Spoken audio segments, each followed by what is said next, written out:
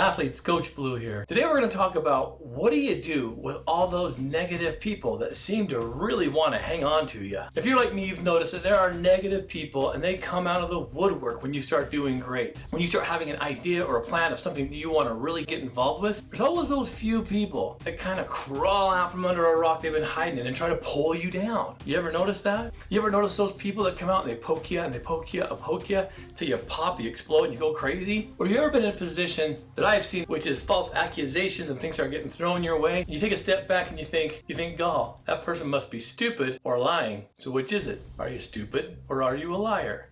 Well, there's going to be all those negative people. Heavens knows I've seen them in my own life. But what do you do to avoid getting sucked into their drama? I'm going to give you 5 tips on how to do that. Be able to put these in your playbook and have a better experience all around. Number 1, don't get involved in an argument with them. There's no sense in you wasting your time or the energy or the resources that you have to try and convince that negative person or challenge their thinking. It's not going to work. You know why? They don't care. See, what they do is something super simple, and I want to teach you this principle. They're going to involve you in what's called fight talk, where they're going to poke and accuse and mess with you to the point where you freak out and explode. And they're going to step back and say, "Whoa, calm down. I'm just asking you some questions."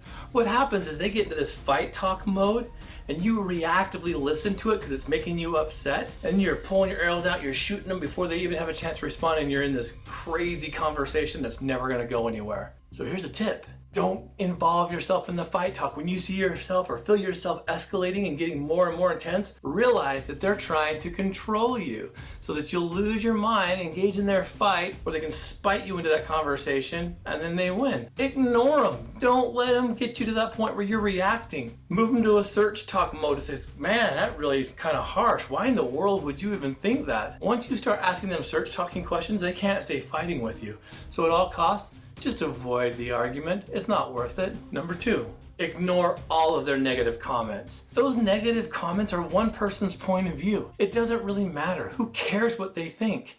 As long as you know in your heart that you're doing the job that you're supposed to be doing, all those negative comments that you read on your social media feed, or maybe even are delivered to you in person, unless there's some kind of truth to it, don't let it sink your ship, because no one knows you better than yourself. Now, if those comments are true, then make those changes. But if they're trying to start drama because they don't like you, or they don't want you playing on their field anymore, well, that's different. Go ahead and let them play on their field. You don't want to play there anyway.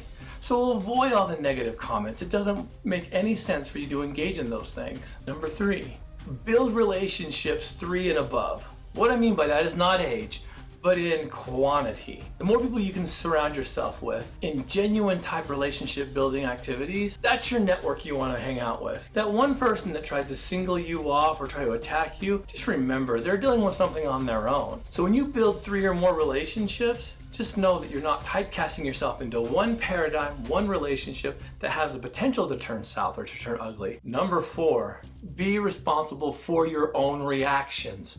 And what I mean by this is don't let anyone get you back into that situation where you're fighting with them. Put yourself in a situation to where you get to choose the outcome. You can either engage this person on social media, or you can say, "You know what, it's not even worth my time. I'm not even going to go there," and move on. Because sometimes silence is the best reaction. So being able to avoid conflict is being able to manage your own reaction. "Well, I'm sorry you see it that way. This is how I see it, so goodbye." And number 5, reduce your contact with those people. Now, I say this frequently and it gets misconstrued all the time, but I really like it because it stimulates thinking. And that is, it's an absolute privilege to have a relationship with you. It is not a right.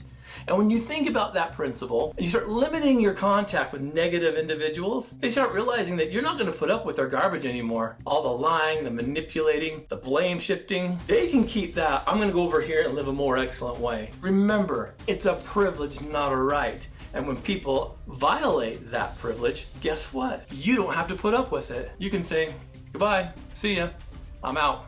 And some of these things sound great in theory, but they do work in practice. And that's what we do here on Team Addict II Athlete. We take these social skills, apply them to our recovery, and then mold them into us through growth and through change. And guess what happens in the end? You turn your mess into a message.